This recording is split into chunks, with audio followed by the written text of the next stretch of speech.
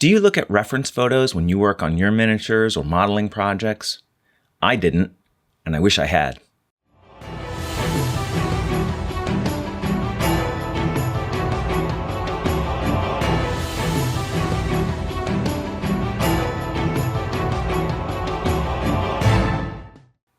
Hi, welcome back to another Terranscapes video. I want to welcome all my new subscribers and my new viewers. Thank you so much for joining me. And of course, I'm always excited to see all of you who have been here and have come back. Thank you for joining me.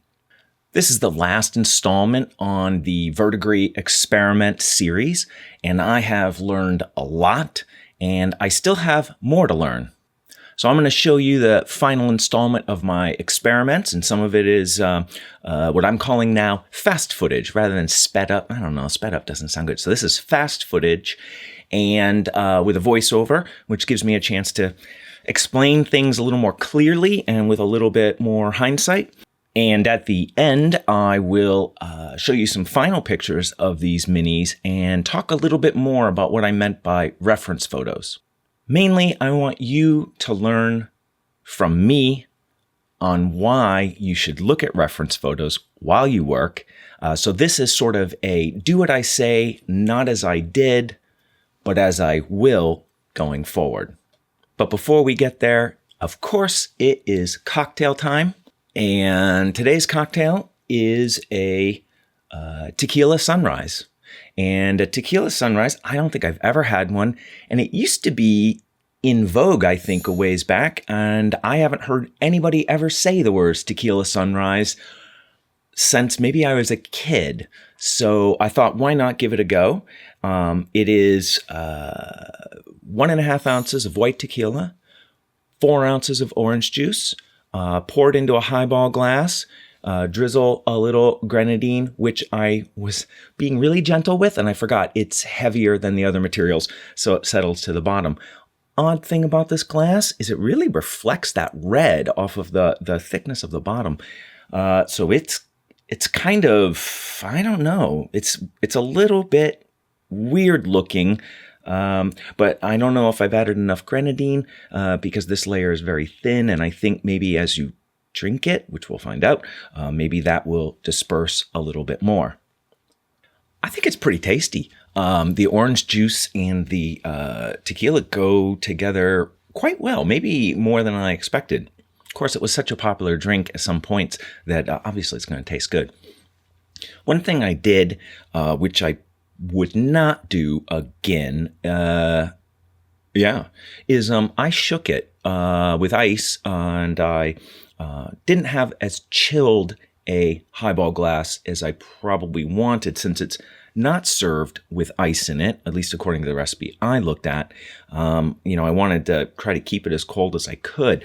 The problem is that it created this little frothy layer at the top here that is not really attractive for the glass, and you won't be able to see, but when I poured the grenadine in, it stained the frothy top, and that just looks bad, actually. So I think, because a cocktail should look nice as well as taste good. So next time I would stir this, even though the recipe said to shake. If you wanted, the actual recipe just says pour, and I think it should be stirred. I want it cold, and so I would stir this next time I make it. Much like Satan's whiskers from the last video, this is the perfect morning after cocktail. I'm not a Bloody Mary fan, although at some point I'm going to have to make one. But this would be a very nice, refreshing beverage, maybe for a brunch. You're going out, you're having a brunch with the relatives. Maybe it's a relative's birthday, and you might want to drink. I would recommend a tequila sunrise.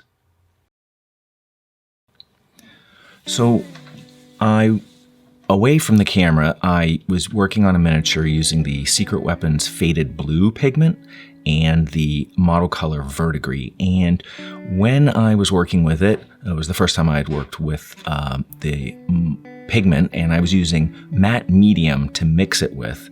and that's how I applied it, and then put the verdigris over that. It produced way too much texture. It was way too strong. So I decided to take another look at it and think about how I could work with it better. So what I did is I actually started playing here. This is a sort of pre-test test of how I could move the pigment around with matte medium. How easy was it to smooth or to distribute? This isn't entirely a fair test because, of course, this is an unprimed area. And then here I'm using some rubbing alcohol to remove some of the pigment.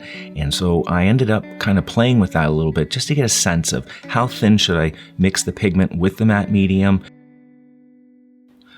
So with that testing out of the way, I decided to go in and work on the second actually, test mini in this material. And apologies for some of the camera angles, and the webcam colors are all messed up. And I've done a lot to try to fix this, but I'm still learning. And I know what went wrong with many of these, and I know how to shoot these scenes better. So expect improvements in the next couple of videos, but we'll work with what we have.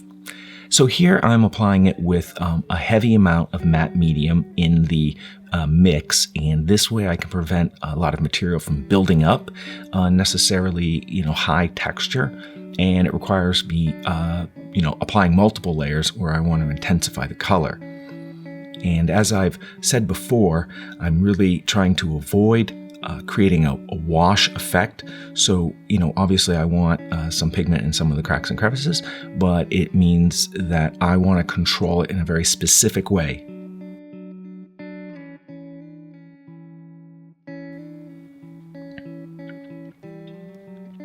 So here you can see me building it up over some areas, and it dries pretty fast, actually, and I was able to work on the miniature pretty unimpeded, if you will, by waiting for areas to dry or that sort of thing. And at this stage, I'm really just focusing on how to play with the matte medium and pigment mixed into it, rather than focusing entirely on the effect. And obviously, I'm trying to keep track of the effect, but it's more about getting a sense of the overall work with it. Now here, I went over that base layer with that game color verdigris, and it's a much lighter color, and I'm trying to get some real depth, some real variation in the color of the verdigris, because verdigris frequently has numerous shades within it in the color spectrum, whatever it is, be it blue or gray, or blue or green, I should say.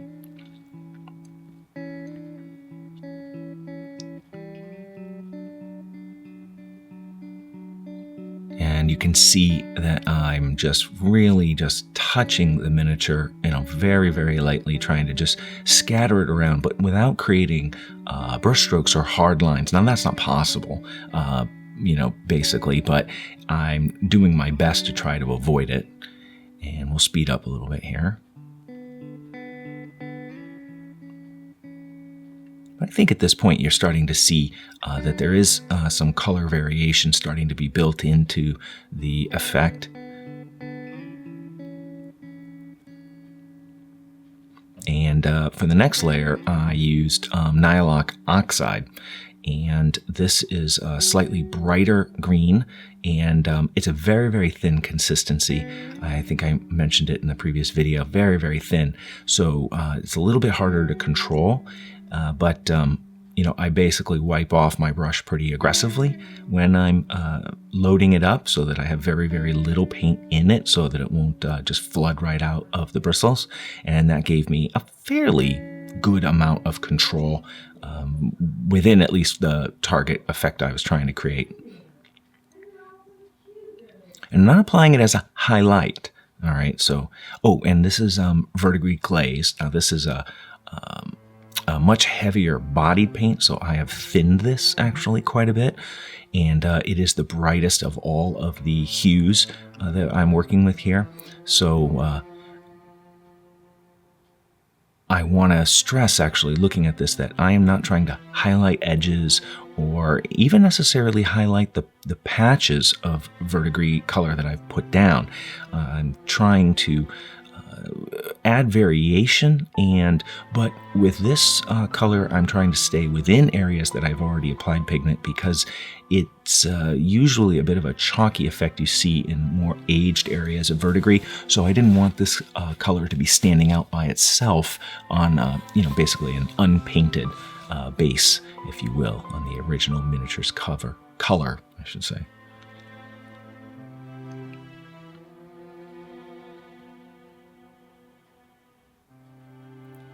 And here you can just see just how small I'm applying it. It's always easier to go over something 3 times than it is to flood it once and try to clean that up.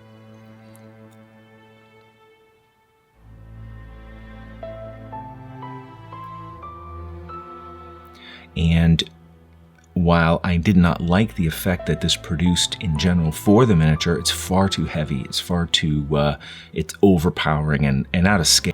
So with that testing out of the way, I decided to work on what I consider to be my final miniature. So this is how good could I get that effect to work. And this mini I had base coated in a couple different colors. I talked about that in, I think, part 1 of this series. And you can see that I'm putting it down very, very thinly. I have cut the pigment powder with a lot of matte medium.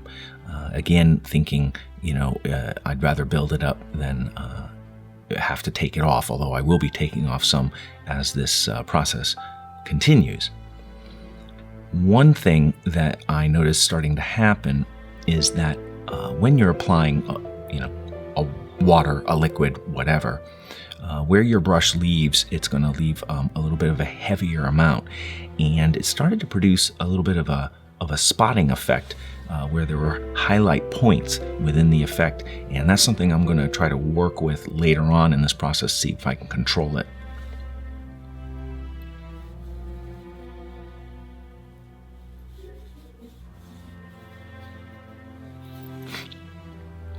I'm not sure why I kept that little segment in there.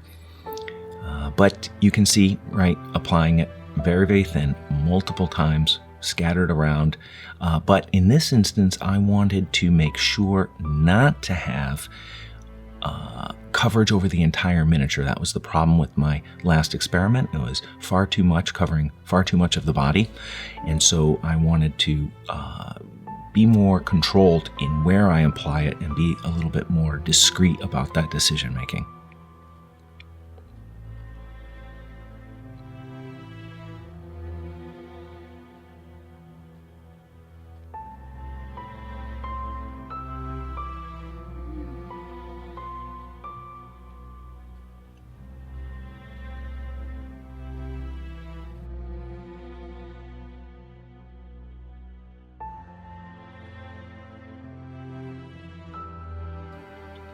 And you can notice some of those spots that I was talking about starting to appear, particularly on the chest plate. Here, I've moved on to the Game Effects Verdigris color. This is a very thin paint, so it really needs to be pulled out of the brush before I apply it. But I was just talking about those high spots, those points that the application is creating, those speckle effect, and that is something I'm not happy about. So that is going to be something I'm trying to work with as the process continues, by applying material over those spots, and later you'll see me doing some removal of paint to help bring down that effect.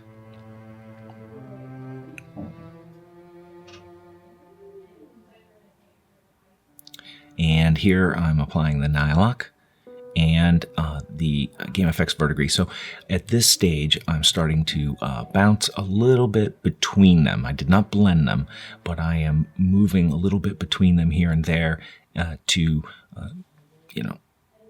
influence the colors as I see fit on the areas where I've been working on adding the verdigris.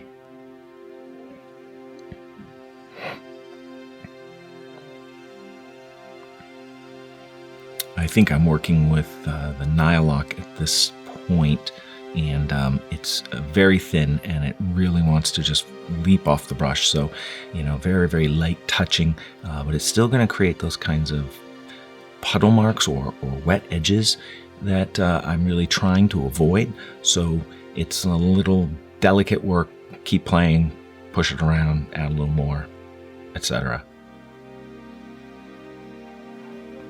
Now here, I've actually started to remove paint. I have rubbing alcohol on my brush, and I am using that to scrub out some of the areas. And rubbing alcohol will lift off.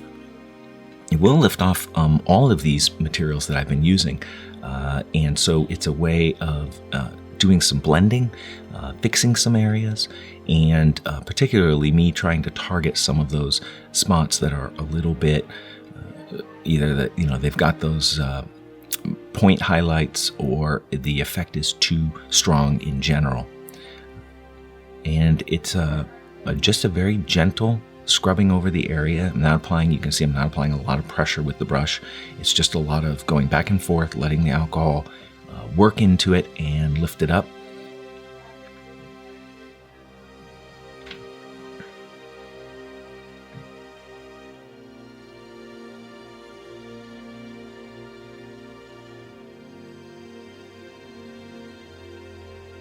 But you can see actually here, I am applying a little bit more pressure.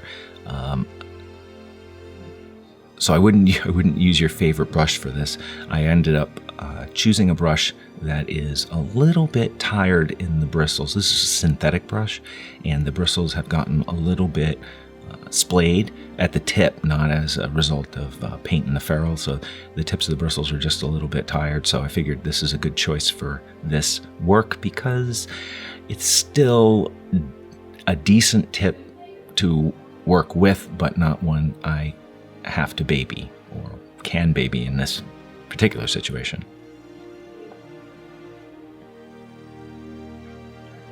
So you can see in the chest, I've removed some of the material. I've brought back some patchiness to that effect, but we still have a lot of points, highlights that are still poking around in the miniature.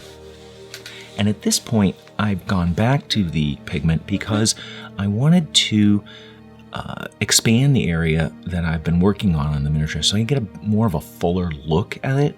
It can be difficult to see, at least for me, to see the effect that's being created when it's only in a small area, when I'm trying to envision how it's going to look for an entire miniature or statue or something like that. So I've gone back in and decided to expand some of that and also go back over areas. It's very much a bit of add a little here, take a little off there. That's the general motif I was working with in this experiment.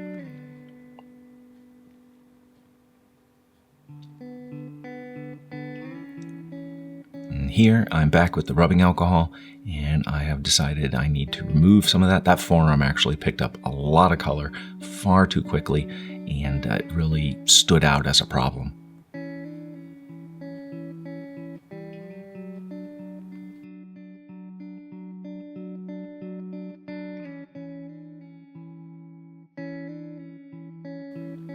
You can see that forearm being a little intense from this angle, even after I've been working on it. And here I've decided I gotta start working on some of those spots. The ones that were on the face of the helmet were particularly bothersome to me, and I think they made they were more of a focus just for proof of concept in how to manage them. I didn't end up going back and removing all of those spots over the entire miniature, just for sanity's sake at this point. But I really wanted to make the face, that one plate on this face, be a real test of can I manage those points that of highlight that end up forming. And here I'm back in again with some rubbing alcohol.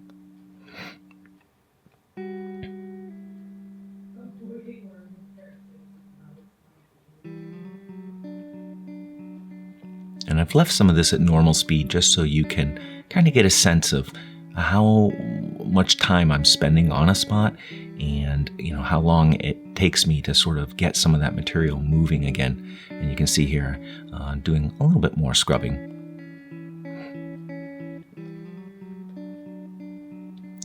And you can see, if you remember, there's quite a bit less verdigris on that helmet now than there was just a few steps back.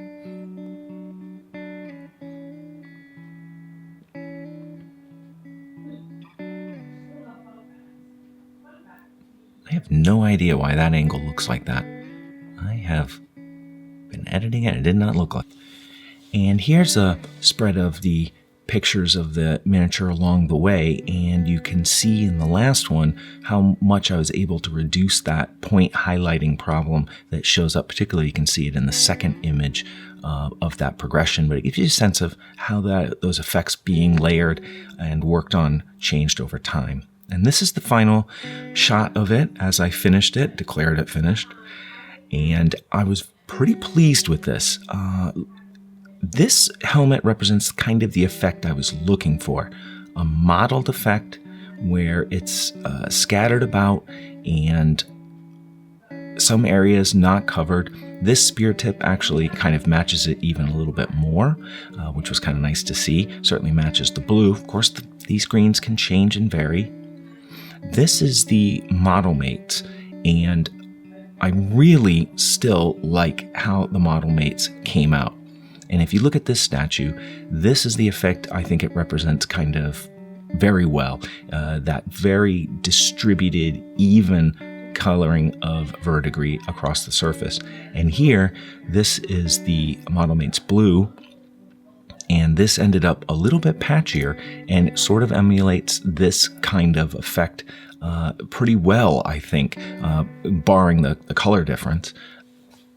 And this is the final shot where I had applied the Model Mate straight out of the bottle, in essence, and the effect is far too strong.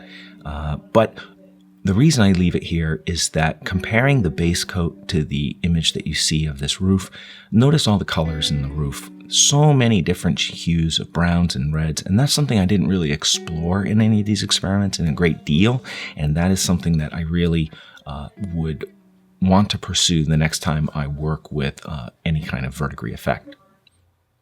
So here are the where's my cocktail? This is not empty.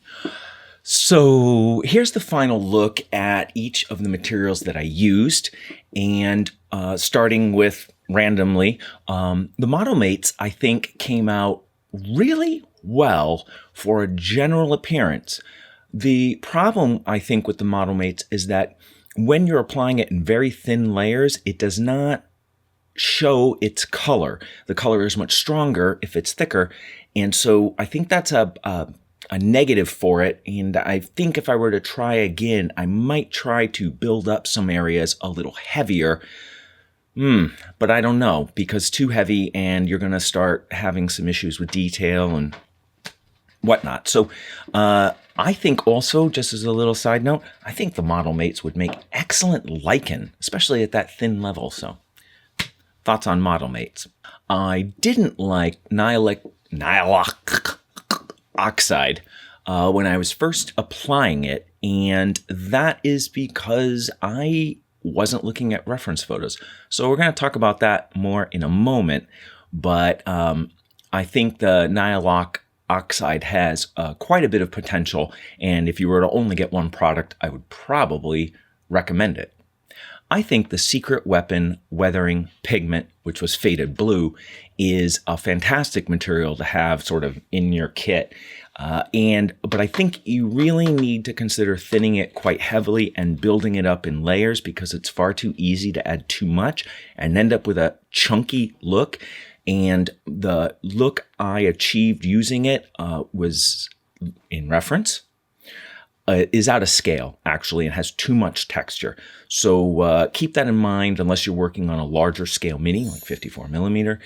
Thin it with matte medium or something similar, and apply it as very thin layers to build up the color and maybe texture. The verdigris glaze, only suitable in my mind for highlighting colors perhaps, or for toning down colors like the Secret Weapon Faded Blue. It makes a nice glaze, hence the title, over those. But on its own, I don't think it represents verdigris very well at all. And the Game Effects Verdigris is a nice color alternative to Nihilakh Oxide. And it didn't occur to me while I was working with it, but it might be nice to mix with Nihilakh to get a little bit of a better color, or at least a color variation, as they are a little bit different apart. But it makes a nice complement to that. And if you want some color variation, combining those is definitely an option. So I didn't put up pics near me or look at them on my phone, or which I would prefer is to put a monitor on my desk. Desk? When did that become a desk? I don't know. I write at it on the bench, which I can do because I have a second monitor I watch movies with, TV shows. Is it really TV anymore? I don't know. It's not a TV because I'm looking at it on a monitor. In any case, I would like to have that up next to me on the bench so I can look at photos while I'm working to make sure I am targeting the right things. I ended up really going from a generalized image in my mind. Now, I had looked at dozens of photos of verdigris in the real world. A lot, really. If you go to part 1 of my column, you'll see I have a lot of photos in there.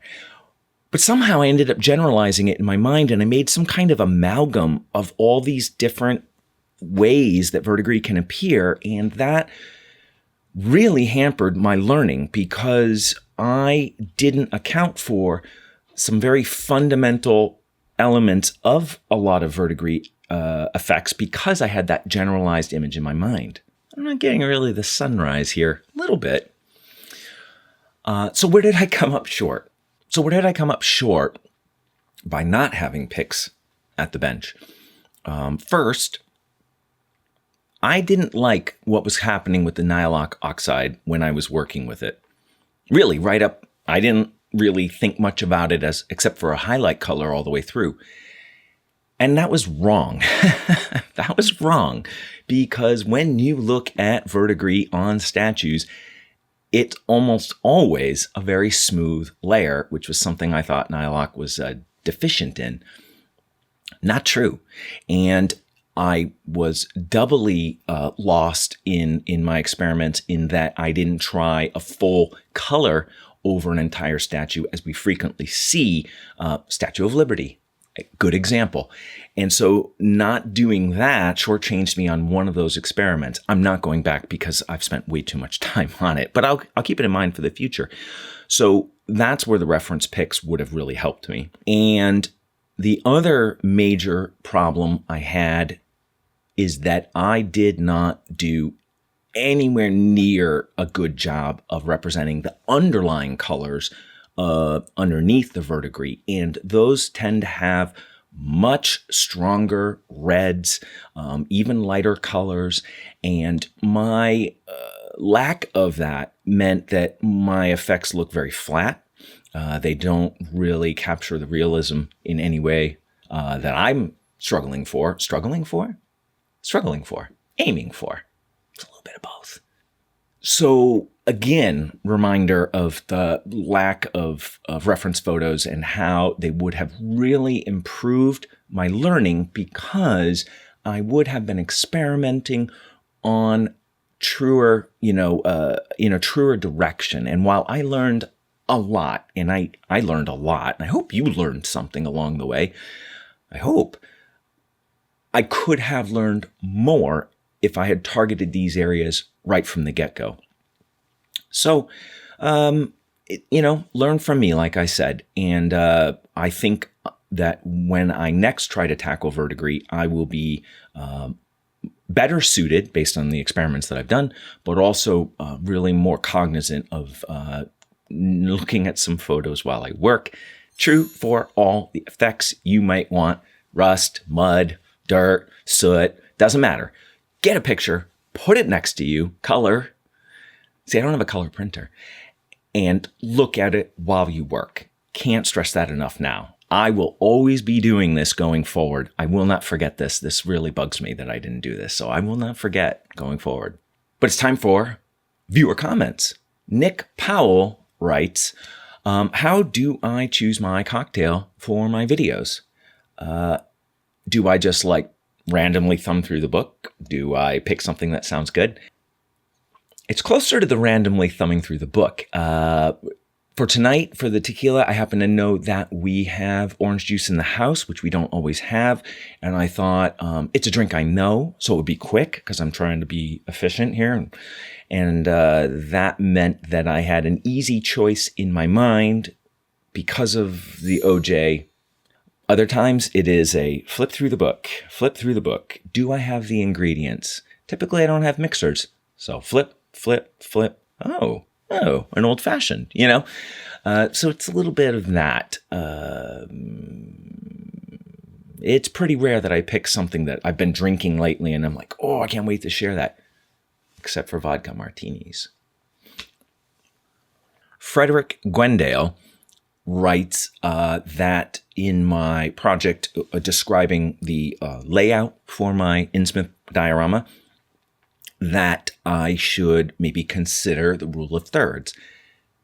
I know the rule of thirds really, really well. It's important for video as well. That's why, to be honest, that's why I'm a little off center in these shots, because being dead center it's not pleasing as it is to be a little off center. So I'm looking at the monitor here to help me, right? I'm occupying 2/3 of the frame in essence, right? And that is a goal for art in general. It could be the art pieces in the lower 2/3, etc. So what I find is that when I'm doing something new, I tend to be overwhelmed by thinking about all of the elements that I'm not familiar with. I haven't done a diorama quite like this, so how am I spacing the walker and what's going on the dock? And those things fill my mind, and I'm not able to kind of step back and be like, oh, okay, so what are the foundations? So I want to thank Frederick. I'm going to look. Frederick. Thank you, Frederick. Because once I start getting some of these basics laid out, it's easier for me to start thinking back to bigger concepts that are more generalized rules that you should always remember. And I usually get there, but sometimes it takes me a while. So sometimes I find it really valuable to step away from a project for a little bit, and I'm processing some of those new things. And then when I come back, the new things are kind of now less new, and I can start bringing in some of those bigger concepts. But it was very helpful to be reminded of that. So I'm very excited to go back and start working on my plans. And that leads me to the final bit here. The next video, and probably the next several, because I don't have any more experiments, is going to be on the diorama project. And I'm very excited. I have a lot of revisions to make. I've done some sort of references on fan art of Innsmouth, and a couple people have sent me some links, and so fantastic. Can't wait to get back into that. And you're going to see some changes in the next video, and we're going to start looking at that progress because I need to work on it. And I'm excited to. So I am going to do my best to try to shape my videos going forward as more instructive. So when I'm at the bench, I'm going to try and give you a better sense of what I'm doing and why. And the verdigris experiments have been a little rough. Kind of, again, it's new. I'm testing it out. That webcam, I'm rearranging all my cameras again, which takes me a couple hours. Great learning. Can't wait to fix. Why do I always sound so negative? I always sound negative. I'm like a negative Nancy. I have to fix it. I'm going to improve it for the next video and continuing forward because I'm always learning. So hopefully that excites you to come back and see my new camera angles and the progress on the Innsmouth project, because you know that I will be back soon with another Terranscapes video.